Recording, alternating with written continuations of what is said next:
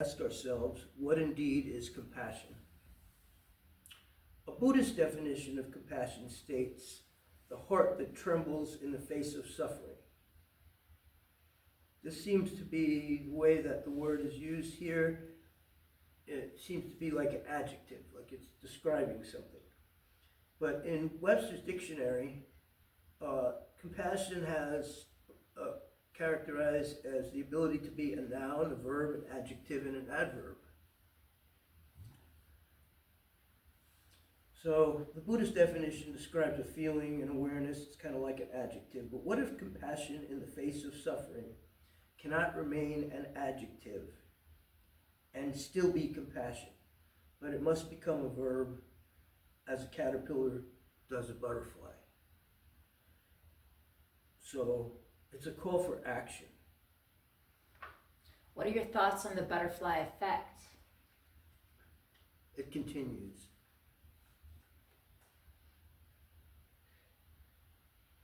In the butterfly effect, I could give you a dissertation on that, but it's going to take me off track. All right.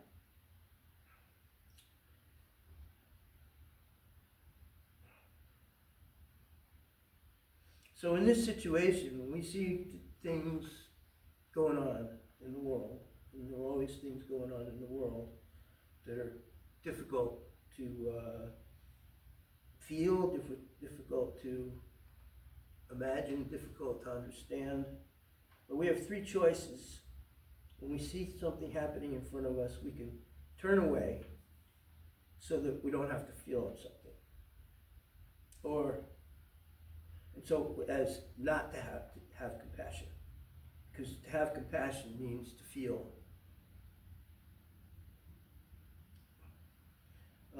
And second choice is we could stand and tremble in the heart that trembles in the face of suffering. Or we can take action. So this is about how we can take action effectively.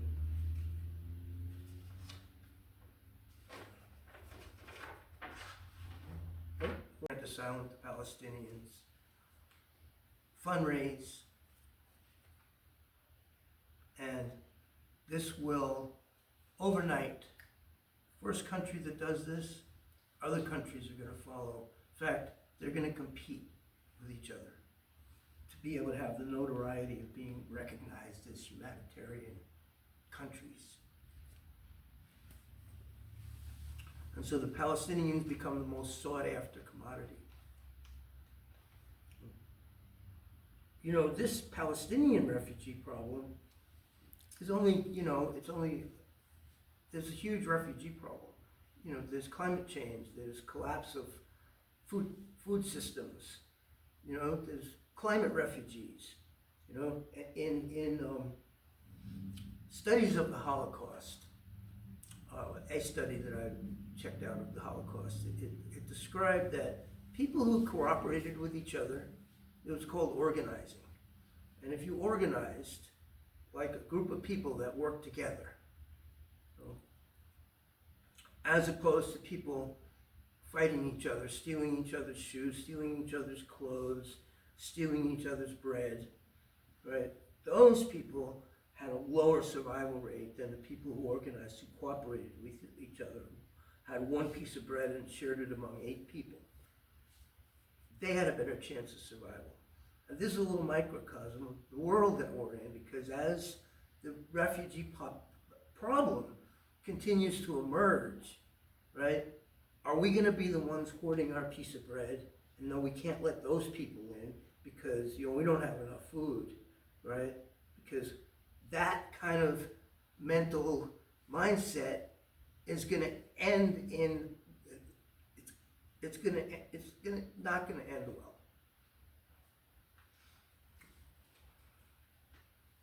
It's like when we were the only mammal that didn't have a coat, and we lived in caves. The only way to survive was we had to take our coat from another animal. And this is aggression, right? And we had to compete, fight amongst each other for water, for food, for territory, and we've been competing against each other you know, and naturally selecting for aggression as a species. We've been naturally selecting in other ways as well, but one of the things we've been very good at naturally selecting for is aggression. And so when you're a baby, the first thing you learn how to survive is by crying when you're hungry, you need your diaper changed. You have a different cry for each thing, and that's how you communicate. And then you reach a certain age, and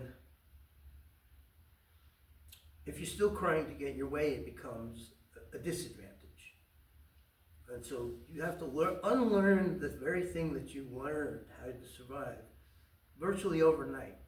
Now that's a quantum shift that everyone experiences growing up. And if you see adults still crying to get their way, and it doesn't work very well. So they never learned to not cry to get their way. They're still doing it, right? But that's this thing that one day the thing that you learned is no longer serves you, and you have to learn the other thing that's the opposite. And that we're like that, baby. In the evolution of our consciousness, we're at the point where we can no longer compete against nature and against each other to survive.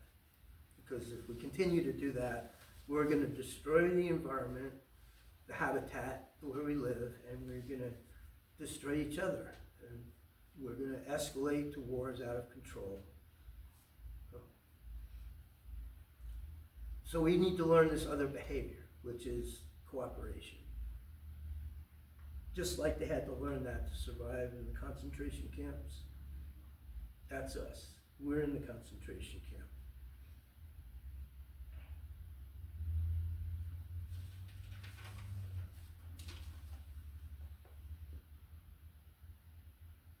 Face the situation square on.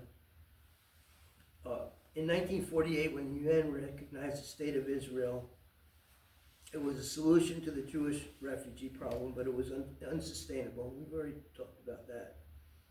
Because the compassion, was it compassion towards the Jews by not acknowledging the rights and needs of the Palestinians? No, it was not. So it was a great solution, which was not a solution at all, which led to another bigger problem. Okay. All right.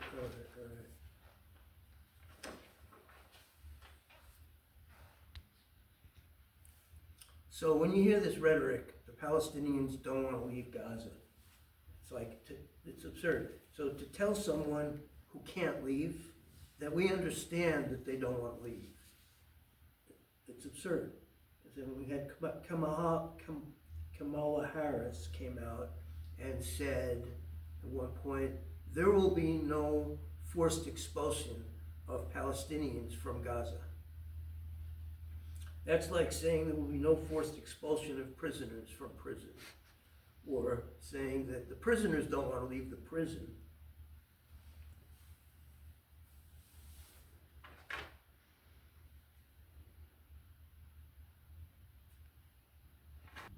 This might be redundant, but it's worth reading again. So, in order to have Palestinian self-determination, the first step is finding out who would choose to leave if they had the opportunity. And the only way to find that out is to offer them the opportunity and the ability to leave. When people, defenseless people, civilians, are being bombed and starved, the only humane thing to do is to rescue them. And how do we do that? By granting them refuge, asylum, sanctuary.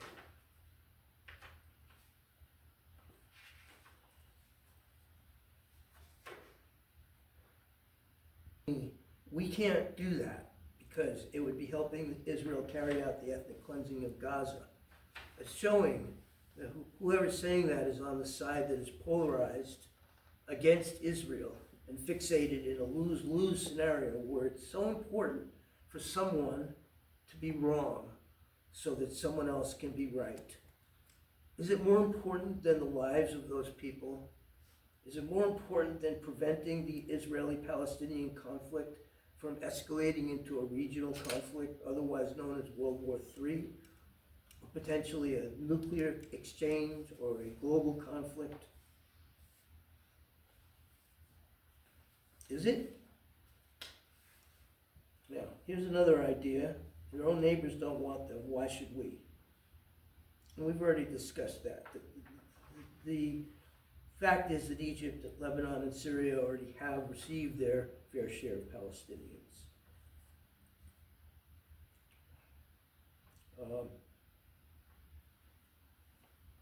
And shame on us if we point our fingers at the Arab neighbors when we ourselves are unable to even conceptualize as countries, as political parties, as movements, as spirituality, as people, as individuals, as humans, that we ourselves, all of us, could be the ones to offer refuge to Palestinians.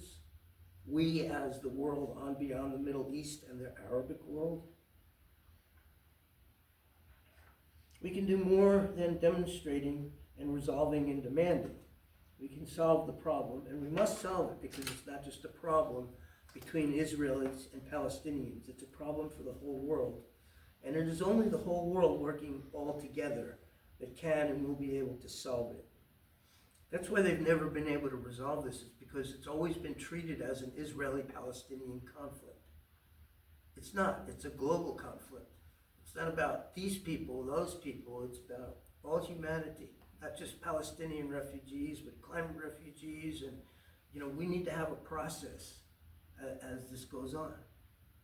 Because, these refugees, a population is crashing into other populations, and they have wars, and, God knows how much oxygen we're burning up, or what the heat signature is of the Gaza bombing, for example.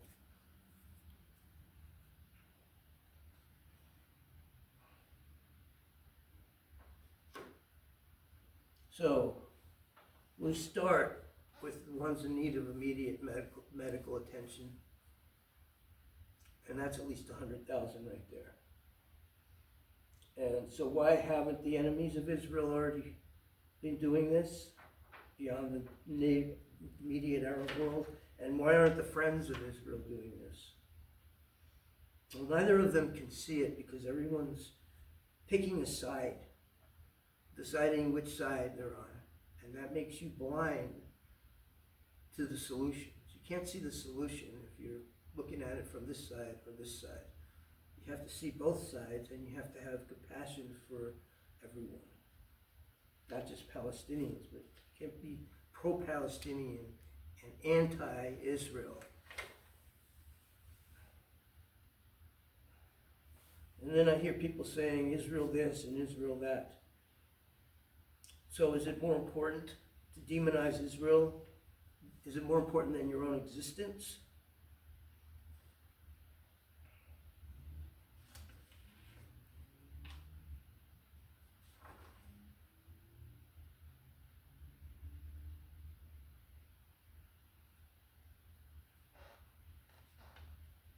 Or even groups in the Israeli government that would just assume the most radical elements might want to just kill all the Palestinians. But even those, they don't really want to have to do that because it's politically unfavorable. Even if it's not a moral issue for them, it's very unfavorable politically. And so Israel doesn't really want to kill all those people. Israel wants them to leave. And the reason why this isn't just an Israeli-Palestinian conflict is because the whole world is watching, right? And the whole world is just saying, oh, well, we demand this, and we resolve this, and, and stop this and that, but the world isn't like, what's going on? Like, let's just see, wait a minute, you see somebody being bombed and starved, what do? You go help them. You go say, oh, you're starving, you're being bombed. Can you go over here? You want to go over here? We've got a place you could be. We'll feed you. We'll tend to your medical needs. We'll, take care of you.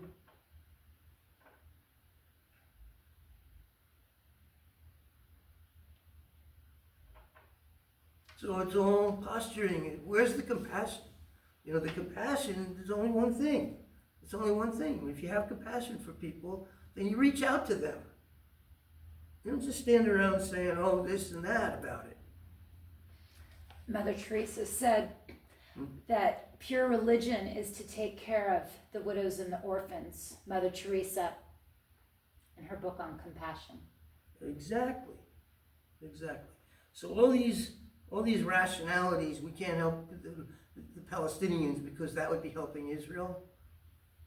Well, so what? If it helps Israel to not kill people, give them an off-ramp. Give them a way to accomplish what they want to accomplish. So what if they're wrong? What good does it do to be right if you're dead? Right? This isn't about what's right and what's wrong.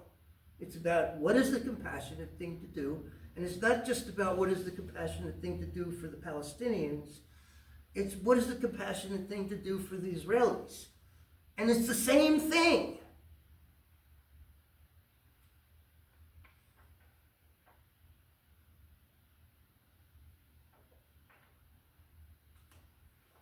You know, so the Israeli government, you know, Netanyahu is the personified, and his whole thing is about that having a two-state solution would be a death sentence for Israel. Because it would mean, even if it's only 20%, it would mean this hostile population. And despite the fact that Israel helped to create this hostility towards them, right? We're here now, right? Going back on how it got to be that way isn't going to help us. It is that way. And that's not Netanyahu's position, right? His entire purpose for existence.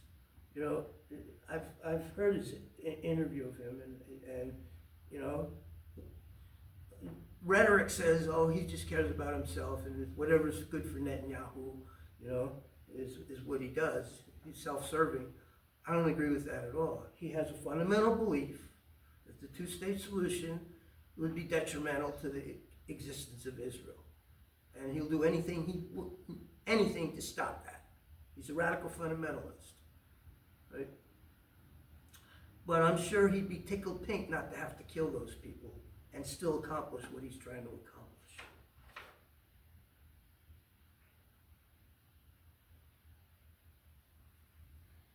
And the Palestinians don't really want a two-state solution either. It's just the rest of the world that postures, oh, the two-state solution. The Gaza experiment was an attempt at the two-state solution. I don't remember the exact date, but basically there was a colonial settler program in Gaza, the same as there was in the West Bank. And in an attempt to resolve the situation, I think Gaza is part of the geography of the two-state solution, is that they have their own government. And all the Jews would leave. And there were Jews there that didn't want to leave, and the Israeli government went in and forced them to leave. And turned that whole section over to Palestinians to govern themselves. And there are different parties, and the party that got elected was Hamas. And of course, it's become more radicalized since it came into power probably than it was at the time. But it was the most radical, right? Because it didn't compromise. You know, the PLO was trying to compromise and get along and such like that. Well, the Palestinians elected Hamas, but they didn't choose what Hamas does necessarily.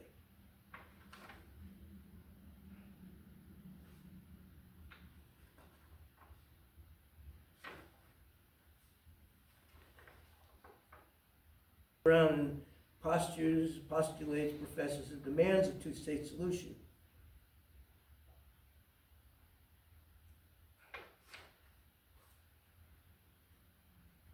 Again, this is repetitious because I've already said it, but I'll say it again in the form of my writing here. This is how we do it. We put all the efforts of the peace movement into demanding that the governments of the world cooperate to offer asylum, sanctuary, refuge to any and all Palestinians who would choose to leave Gaza and the West Bank. We stop concerning ourselves with right and wrong, and we solve the problem through a worldwide effort. This is a crowdsourced fundraiser say 10 million to offer as a reward to the first country, a country to take 100,000 Palestinians.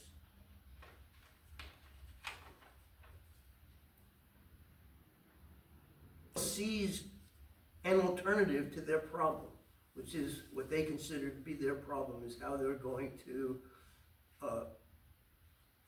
get the Palestinians out of this land that they think that God promised to them. Israel will cooperate.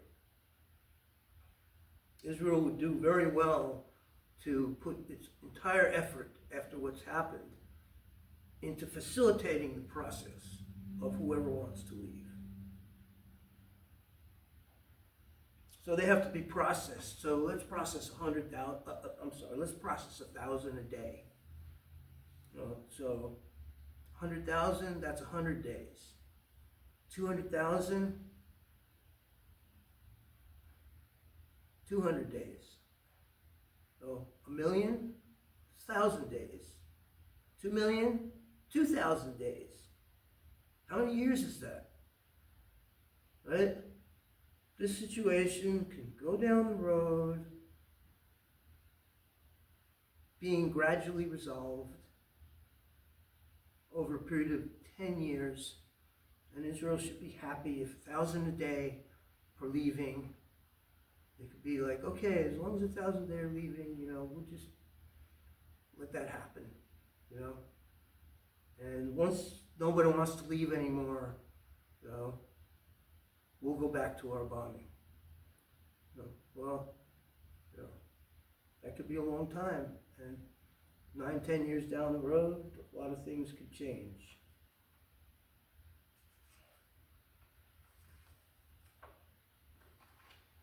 And then we can have a one-state solution. Or a two-state solution. Doesn't matter. Okay, so here's this thing. There's the let's see if I found that, where I wrote that down. The UNRWA, UNRWA. That's the one they're talking about withdrawing the funding because they've been helping Palestinians. They're the ones that handle the Palestinian refugee problems in the Arabic countries. But then there's something called the UNHCR, and they're the organization that helps Palestinian refugees in non-Islamic countries. And they have a vetting process, and it's, any kind of country that has immigrants coming in, they have a vetting process, and it's overseen by this UNHCR that helps vet, and, I was looking it up, and, it said that 2 Palestinians applied for asylum to this country, and 4 applied to this other country, and, right? So that vetting process needs to go. The vetting process is who wants to leave from who wants to stay. That's all the vetting process that's needed, okay? Because the people who want to stay are the people who, at the peril of their own lives, want to have the battle for a principle that they believe in, right? The people who want to go, they're not, the people who want to destroy Israel, right? They want to go. So, and then there's another rhetoric, and there's 1 5-minute, the only thing I could find on the internet was 1 5-minute thing about, I think it was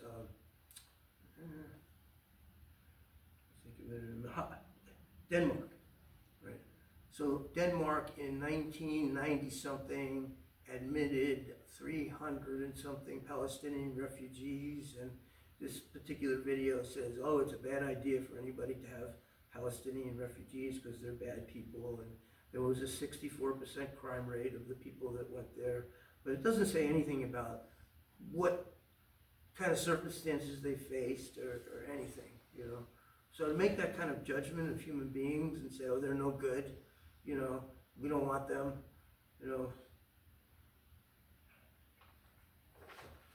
Yeah, there's rhetoric to support that.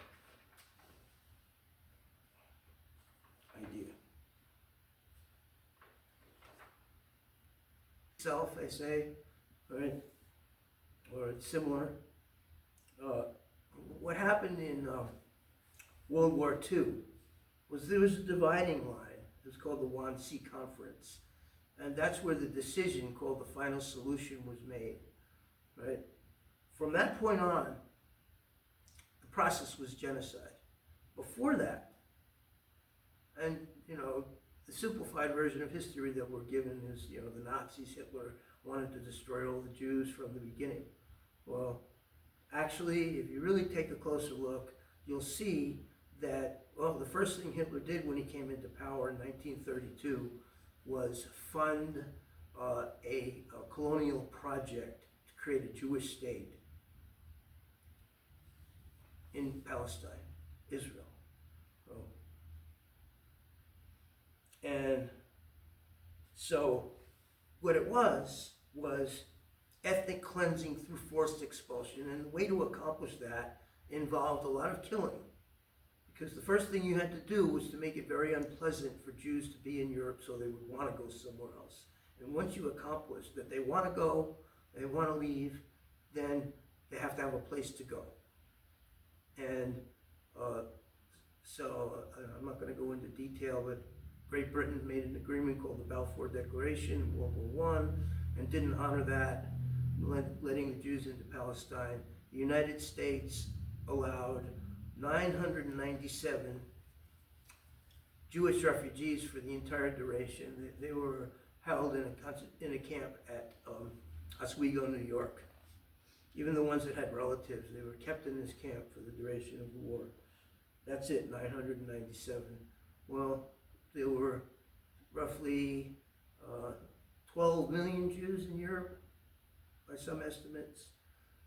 So that means there were 12 million refugees. And all the countries of the world closed their door. No, we don't want those people. Even the Jewish population, some Jews in the United States were like, oh, we already have anti-Semitism. This is going to make the anti-Semitism worse. We don't want them, right?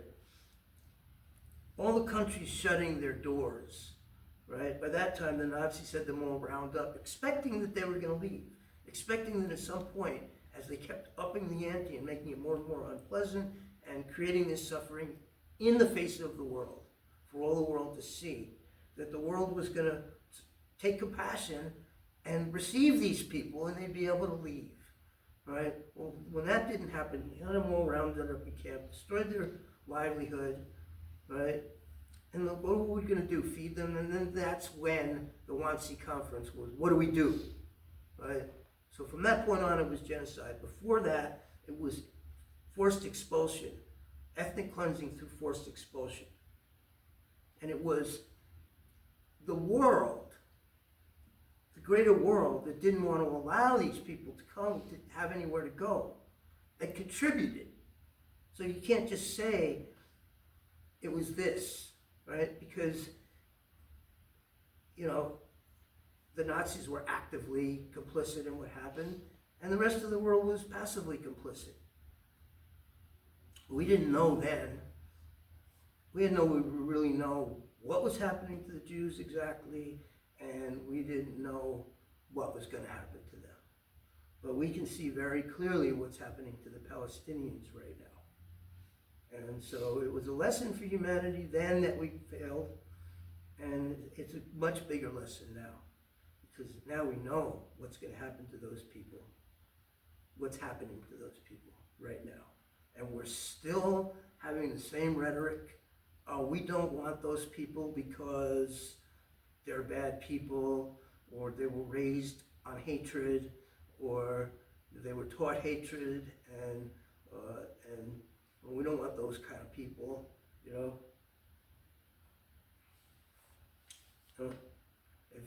If you don't mind breathing nuclear fallout, be my guest.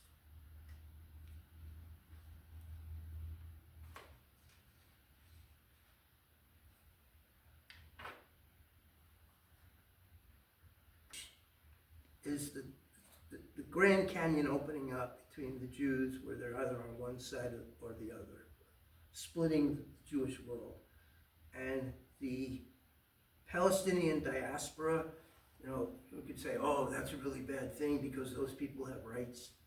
They were there and they have these rights. Sure, they have them. So, undeniable.